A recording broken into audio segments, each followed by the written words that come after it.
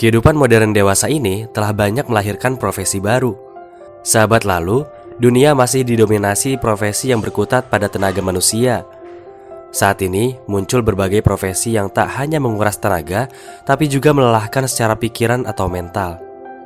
Kemudian lahirlah fenomena di mana banyak orang lari dari pekerjaan mereka barang sesaat, melupakannya untuk menghilangkan stres.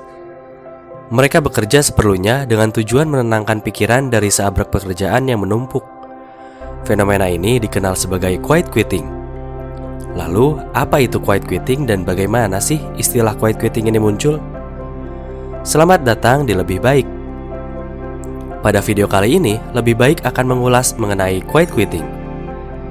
Istilah quiet quitting ini dipopulerkan oleh seorang TikToker bernama Zaid Khan.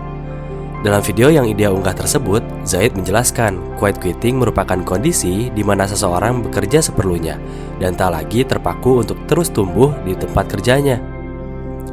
Kondisi ini memungkinkan mereka bekerja tanpa beban yang berat dan tak terlalu memaksakan diri untuk mengerjakan tugas yang tak perlu.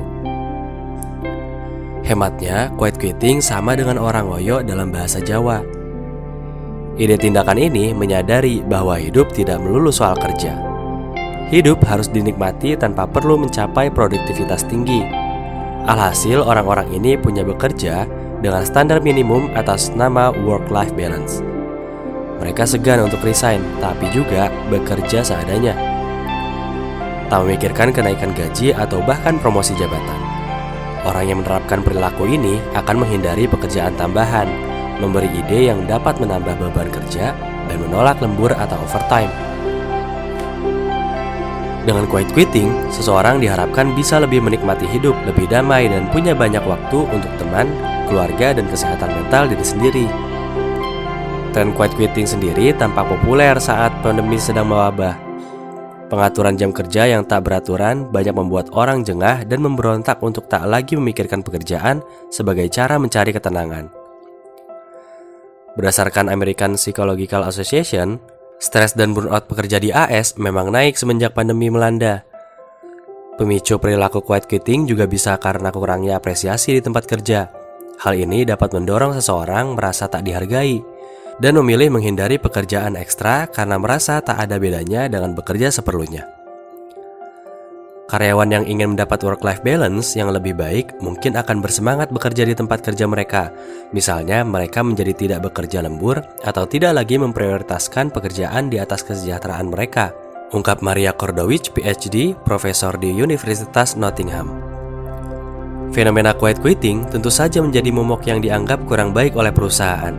Dalam sebuah penelitian yang dilakukan oleh SHRM Research Institute, mengungkapkan jika 51% HR mengalami kekhawatiran terhadap dampak negatif dari quiet quitting ini.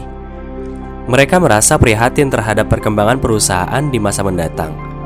Sebab hampir 36% karyawan melakukan quiet quitting selama bekerja.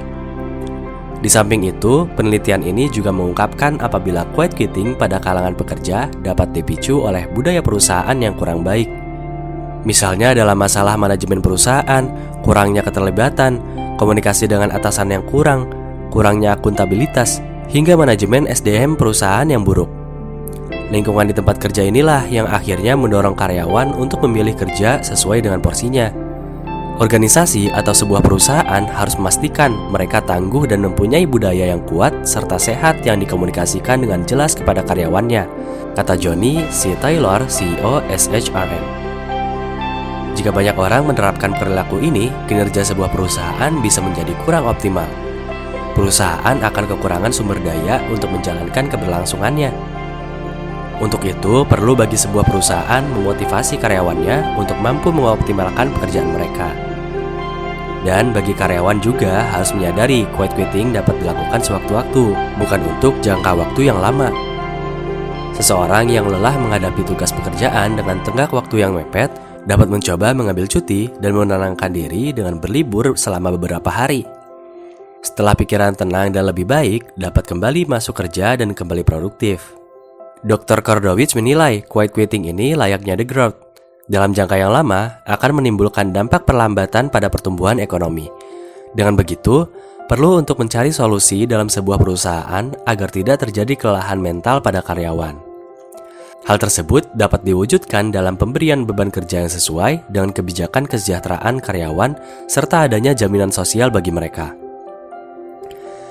Nah, itulah ulasan tentang fenomena quiet quitting yang sempat populer di masa pandemi. Merasa nyaman dengan pekerjaan itu perlu. Jangan pernah ragu untuk komunikasi permasalahan yang dialami selama bekerja kepada atasan atau tim HRD. Yuk kembali semangat menjalani hari.